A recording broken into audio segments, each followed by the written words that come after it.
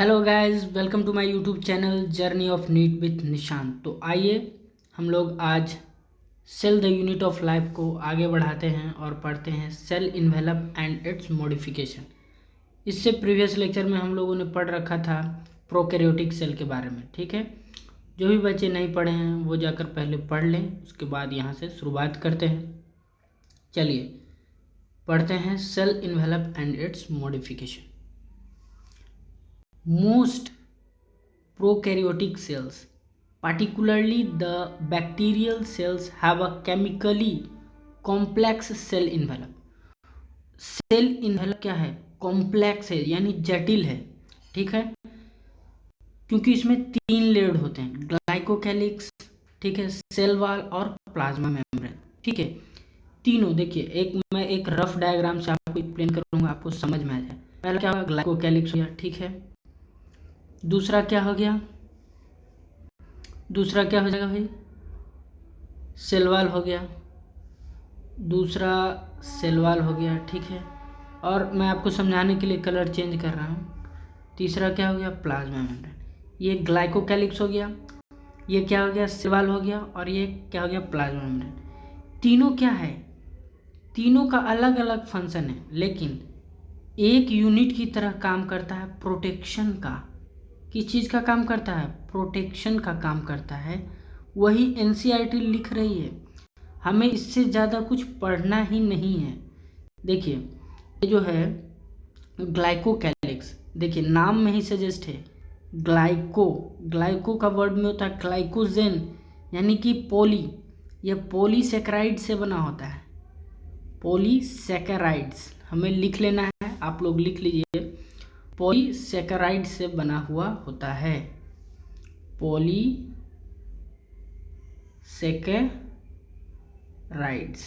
ठीक है, पॉलीसैकेराइड से बना हुआ होता है कौन? ग्लाइकोकैलिक्स। उसके बाद आते हैं सेल वॉल। सेल वॉल तो भाई नॉन लिविंग होता है। नॉन लिविंग है इसलिए परमिएबल है, यानी किसी को भी आने जाने दे सकता है, आने भी दे सकता है, जाने भी दे सकता है, परमिएबल है। ठीक है, और यही प्लाज्मा मेम्ब्रेन की बात करें तो वो सेलेक्टिव परमेबल है, वो चुन चुन को आने देगा, किसी को सॉल्यूट में से चुनेगा। सॉल्वेंट तो इजीली पास होगा, लेकिन जो सॉल्यूट होगा उसे रिकॉग्नाइज करके अंदर आएगा। ठीक है, तो आइए वही एनसीईआरटी क्या कहती है हम पढ़ते हैं। सारा एनसीईआरटी का खेल है भैया, एनसीईआरटी जो पढ़ लिया बस उसका तो क्या है, हमें यहाँ बड़ ध्यान देना। पूछ सकता है ऑल प्रोकैरियोटिक सेल, नहीं, मोस्ट प्रोकैरियोटिक सेल, तो ये वर्ड्स भी इंपॉर्टेंट है। ठीक है, the cell envelope consist of tightly bound 3 layered structure, इस कारण से इसको कॉम्प्लेक्स कहा गया है। ठीक है, प्रोकैरियोटिक सेल की बात हम लोग कर रहे हैं, that is the outermost क्या है? ग्लाइकोकैलिक्स। उसके बाद क्या है? Cell wall, and then plasma membrane. उसके बाद क्या है? Plasma membrane. ठीक, 3 लेयर्ड हो। although each layer of the envelope performs distinct function, अलग अलग फंक्शन होते हैं, लेकिन they act together as a single protective unit, वह एक सिंगल यूनिट की तरह वर्क करते हैं और प्रोटेक्टिव यूनिट की तरह वो भी बचाव हैं। Bacteria can be classified into 2 groups on the basis of, बहुत ही इंपॉर्टेंट, किस आधार पे बैक्टीरिया को क्लासिफाइड किया गया है 2 ग्रुप में, ये बहुत ही इंपॉर्टेंट है।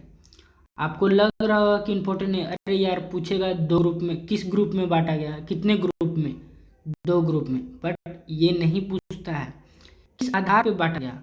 तो किस आधार पर? पहले देखिए, on the basis of differences in the cell envelopes, किसी में सेल वॉल होगा नहीं, किसी में ग्लाइकोकैलिक्स होगा नहीं होगा, सेल इन्वेलप्स के आधार पर। और किसके आधार पर? स्टेनिंग, एक होता है ग्राम स्टेनिंग, हम लोग बायोलॉजिकल क्लासिफिकेशन में अच्छे से पढ़ेंगे, एक ग्राम स्टेनिंग करके होता है, तो उसके आधार पर ऑन कि वह स्टेन को किस प्रकार से रिस्पॉन्ड करता है। जैसे कि क्या होता है कि एक हम ले लेते हैं, ठीक है, वो क्या हो गया, तो एक प्लेट लिए जिसमें कि हम लोग रख दिए बैक्टीरिया का सैंपल, ऐसा करते हैं ग्राम स्टेनिंग में। ठीक है, और उसको हम लोग क्या करते हैं, क्या ले लिया हमने? पहले बैक्टीरिया ले लिया, बैक्टीरिया का सैंपल ले लेते हैं, उसके बाद फिर क्या करते हैं? क्रिस्टल वायलेट से हम इसको देते हैं, क्रिस्टल वायलेट इसको देते हैं, ठीक है। उसके बाद क्या करते हैं, आयोडीन सॉल्यूशन फिर देते हैं वाटर वॉश करके, फिर डीकलराइजर देते हैं। तो इसमें कलरलेस आता है और किसी में ब्लू कलर अटेंड होता है, ठीक। तो उसके बाद क्या होगा, तो उसके आधार पर हम लोगों ने इसी के आधार पर जो स्टेन ले लेगा, जो स्टेन क्या कर रहा है, those that take up the stain, क्या कह रहा है, those that take up the gram stain, उसे हम क्या बोलेंगे, ग्राम पॉजिटिव। ग्राम पॉजिटिव किस कलर का रहेगा, पर्पल कलर का। किस कलर का, ये इंपॉर्टेंट है। बाकी क्या प्रोसेस है, क्या किसी से हमें कुछ नहीं करना है, ये हम आगे पढ़ेंगे बायोलॉजिकल क्लासिफिकेशन में। ग्राम विज ने ग्राम स्टेनिंग दिया था, ठीक है, स्टेनिंग करके देखा था, इसलिए बैक्टीरिया को दो में क्लासीफाई किया है, gram positive and gram negative. Gram negative pink colour का होता है, कैस कलर का होता है, पिंक कलर का, क्योंकि ये स्टेन नहीं लिया, ठीक है, जब डीकलराइजर डाल रहे थे तो, ठीक। और ये पर्पल कलर हो गया, gram positive and gram negative, दो में बांट दिया बैक्टीरिया को, ठीक। अब आगे पढ़ते हैं ग्लाइकोकैलिक्स। देखिए नेम सजेस्ट है, पॉलीसेक्राइड्स बनाओ, differs in composition and thickness among different bacteria. अलग अलग बैक्टीरिया में अलग अलग थिकनेस का ग्लाइकोकैलिक्स होगा। किसी में it could be loose sheath, किसी में अगर लूज शीथ के जैसा ऐसे ऐसे लूज शीथ ऐसे ऐसे, तो उसे हम क्या बोल रहे हैं, स्लाइम लेयर बोल रहे हैं, स्लाइम लेयर। यह भी पॉलीसेक्राइड्स का बना होता है। लेकिन कुछ में इट में भी थिक एंड टफ, किसी में थिक होता है और टफ होता है, ठीक है, जिसे हम कैप्सूल बोल रहे हैं। द सेल वॉल, देखिए एक शॉर्ट समरी बनाते हैं क्या। तो ग्लाइकोकैलिक्स में क्या है, ग्लाइकोकैलिक्स को दो पार्टों में बांटा गया। आप ऐसे शॉर्ट नोट बनाइए कि इसमें एक स्लाइम लेयर हो गया, स्लाइम लेयर हो गया, ठीक है, और एक क्या हो गया, कैप्सूल, बस दैट्स इट। ये प्रोटेक्ट करता है, क्योंकि ये हार्ड है तो ये प्रोटेक्ट करेगा उस बैक्टीरिया को, और ये स्लाइम है, लूज शीथ होता है, ठीक है, पॉलीसेक्राइड्स का बना हुआ होता है। अब सेल वॉल की बात करें तो the cell wall determines the shape of the cell and provides a strong structural support to prevent the bacterium from bursting or collapsing।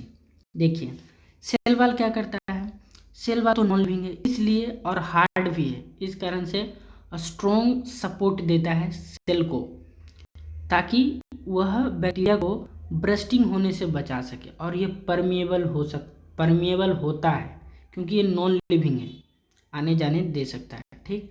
अब देखिए वही plasma membrane is selectively permeable in nature and interacts with outside world. ये भी important है कि कौन सा cell wall या प्लाज्मा मेम्ब्रेन इंटरेक्ट करेगा आउटसाइड वर्ल्ड से। तो क्या टिक करेंगे, plasma membrane. This membrane is similar structurally to that of the eukaryotics. यह जो मेम्ब्रेन है वह सिमिलर है, यानी यूकैरियोटिक का प्लाज्मा मेम्ब्रेन और प्रोकैरियोटिक का प्लाज्मा मेम्ब्रेन सेम है, ठीक। अब क्या आता है, कल भी हमने पढ़ा था इसके बारे में, मीजोजोम्स क्या है, एक्सटेंशन है सेल मेम्ब्रेन का, प्लाज्मा मेम्ब्रेन का एक्सटेंशन है, ठीक है, into the prokaryotic cell. This extensions are in the form, ये एक्सटेंशन किस में, वेसाइकल्स के रूप में हो सकता है, ट्यूब्यूल्स के रूप में हो सकता है, लेमली के रूप में हो सकता है, लेमली के रूप में हो सकता है। दे हेल्प इन, अब इनके फंक्शन देख लीजिए।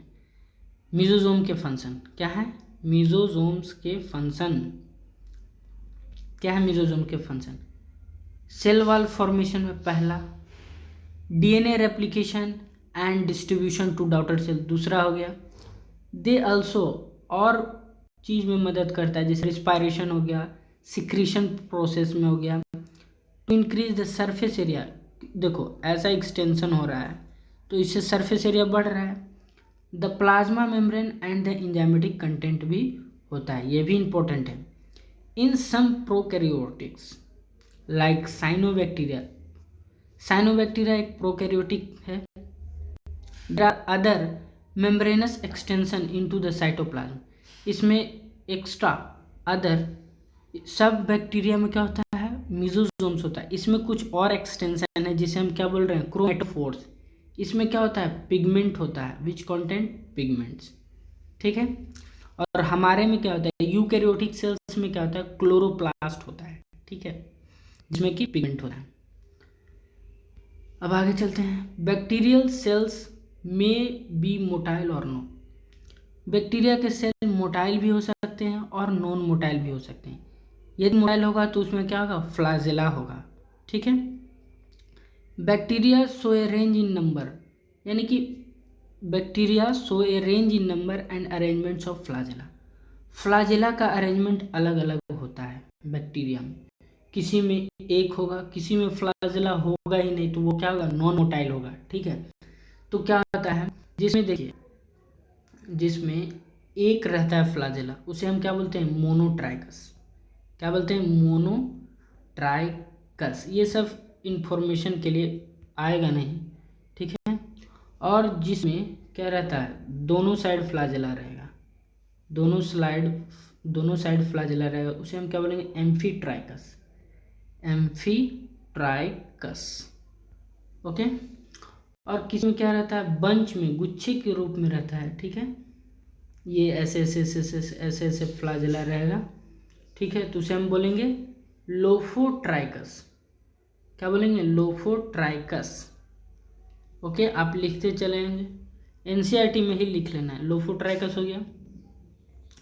अब एक होता है जो एक में सिर्फ इंफॉर्मेशन के लिए, जो बच्चे नहीं लिखना चाहते वो नहीं भी लिखेंगे, एक ही साइड होता है पूरा, जिसे हम क्या बोलेंगे, सिफेलोट्राइकस, ओके।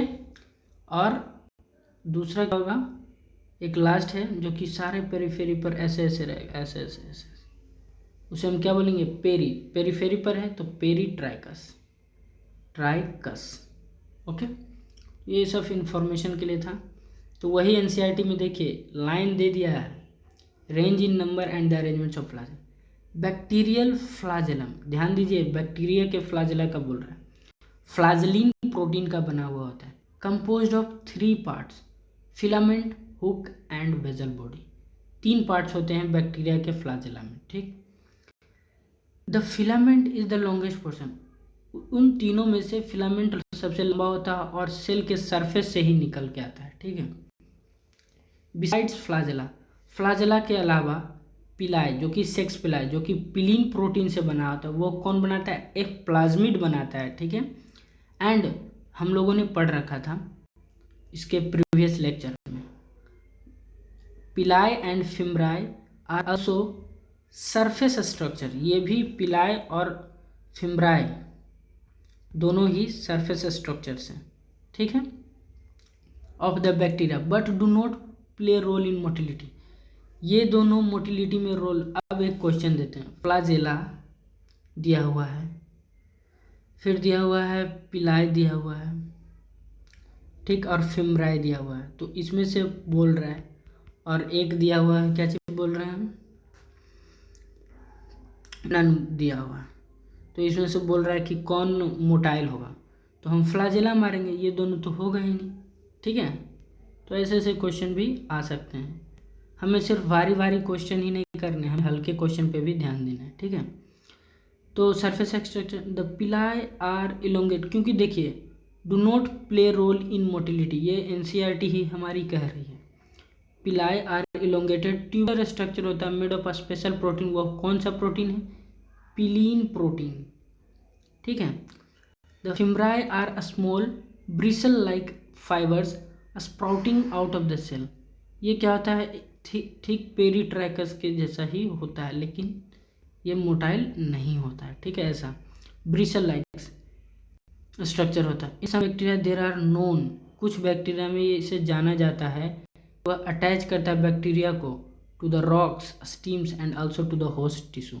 तो ये पूछ सकता है, एनसीईआरटी से ही आएगा, तो आएगा, आप लोग ध्यान रखिए कि यह किससे अटैच करता है बैक्टीरिया को, रॉक्स इन स्ट्रीम, झरना, झरने में जो रॉक्स होते हैं उससे जुड़ने में मदद, एडहेशन में मदद कर, and also to the host tissue, जिसमें उसे चिपकना, होस्ट, ठीक।